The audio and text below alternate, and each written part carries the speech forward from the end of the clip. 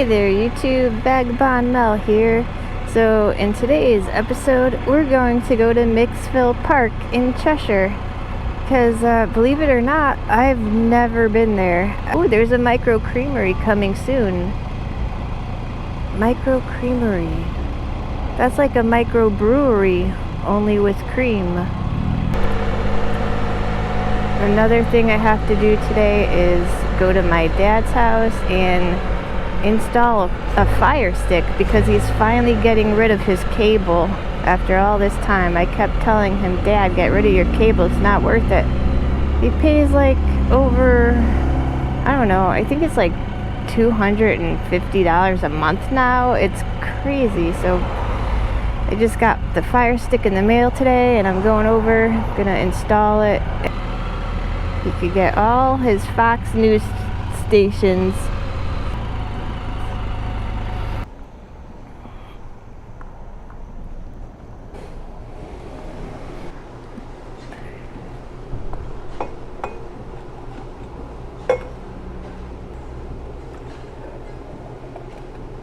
Oh shoot.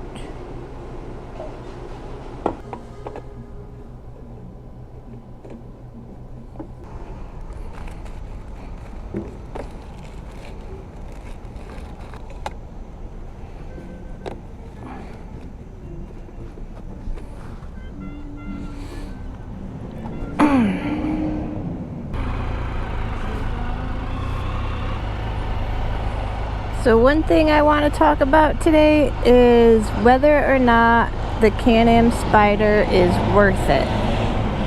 And long story short, I say yes. It is very much worth it. And I say that even knowing that I might have to pay $32,000 on an assessment for my HOA. And I didn't know that before I bought the Spyder. I am still happy I bought the Spyder before I knew about this $32,000 assessment. When I first bought my Spyder, I've never ridden a motorcycle before. I was nervous. And that first day, I was very frazzled. I was excited and nervous, and I didn't know if I made a mistake by buying this. And there's a lot of little things you have to get used to and start a whole new routine. And this can cause you to be frazzled and feel really stupid because you don't know where you put your purse, you don't know how to open a side compartment, do you need a key for it? It's all these little things. I was very frazzled the first day buying this Spyder. So that first week you buy your Spyder, you're gonna be frazzled and your back's gonna hurt. And then you start to question whether or not it was a wise decision to buy a Spyder in the first place. Because what's the point of having it if it's just going to make you crazy? It's supposed to be relaxing. It's supposed to be enjoyable and fun. But I probably didn't feel that way until I guess it took me a week into it when I started relaxing and having fun. It was either buy a Can-Am Spyder or buy a Mazda Miata. And I chose the Spyder because I really wanted to make a moto vlog. And you can't have a moto vlog with a Mazda Miata.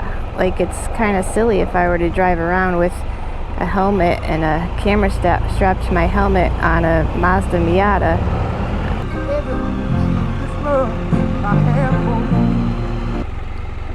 Oh, you know what? I have been here before. That was nice. I just sat here and ate my sandwich. It is peaceful. I like it when there's not a lot of people, you know. I'm not really a people person. I get mixed reviews on that. Some people think I'm really outgoing and extroverted, but other people see me as more of an introvert, and yeah, I don't really know. Most of the time I'm an introvert. I just want to be alone. And I love being alone. Gargoyles. So is buying a Can-Am Spyder worth it? The thing is, that's a hard question to answer. I've only had this thing for, I don't know, like maybe a little over a month now, so I don't know its longevity, if it breaks down a lot. I haven't had any problems with it, so it's still pretty new. I know that this particular vehicle, I got the RT Limited. It's a little more on the pricey side, a higher end, costing over $30,000, because it does have a lot of features. It has the high windshield, it has heated grips, a heated seat, has a passenger seat, and it has storage compartments, and it has an extra wheel. So it doesn't have 2 wheels, it has 3 wheels. So naturally, a 3-wheel motorcycle will cost more than a 2-wheel motorcycle, just because there's more to it. You know, it's not as simple. I was able to do that because I didn't have any debt, and I saved up money. I saved $20,000 to buy this vehicle, and I didn't have any prior debt. So in my situation, absolutely it's worth it. But if you are in debt, if you can't save money, if you can't put any aside every month, then don't buy a Can-Am Spyder.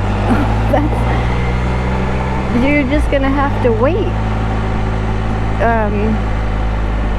I mean, it's sad. I've been there.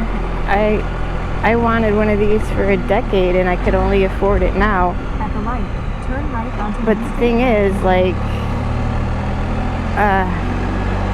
it's not worth going into debt over, is what I'm saying. If you're gonna be stressed about it, don't do it. There are other ways to make you happy. Just go to the park, go paddle boarding, have a cup of coffee in the morning, listen to some music outside, sitting in a quiet place. I mean, that stuff like that brings me happiness. You don't need to get yourself a little crotch rocket and speed around town to feel alive. I'm gonna go to my dad's house now. I hope I have enough time to hook everything up. I only have like an hour, then I gotta go to work. Today is full of adventure. Adventure for Vagabond Mel. And I'm taking you with me. I just went and visited my dad. I tried to hook up the Firestick, but the internet can't reach upstairs. We are switching to fiber internet, which has, it's just a lot better than the regular internet they have these days.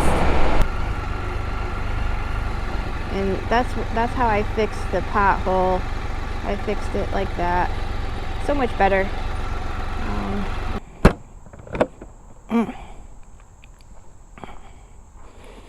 I still have some tea left. All right. Ooh, that's hot.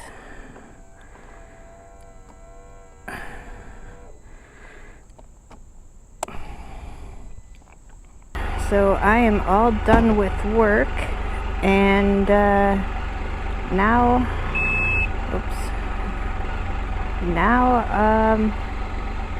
I don't know, I guess I can go home,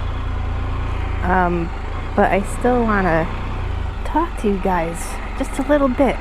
I've been writing a blog since I was 30 years old, so it has been 14 years since writing a blog.